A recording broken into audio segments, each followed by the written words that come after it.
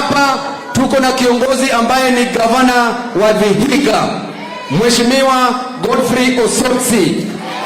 Huyu mheshimiwa, juzi ulidhulumiwa. Hakuna mtu yote mwenye wewe unachokozanga.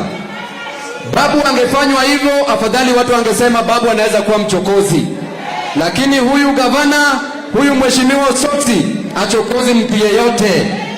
Osotsi hakukuwa kwenye rally akapigwa na maguns. Tukienda kwa rally tunapigwa na guns. Tusipoenda rally tunapigwa na guns. Mheshimiwa, mimi nakuambia tunaenda Kisumu on Sunday 26. Tunataka hao maguns wakuje.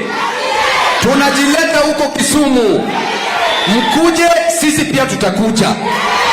Sisi hatutaki upuzi ya maguns, lazima ishe. Hamtatutishia maisha yetu milele. Na tunasema hapa kwa kanisa, Bishop, tuombee hao maguns, akili yao iwe sawa, wapewe kazi.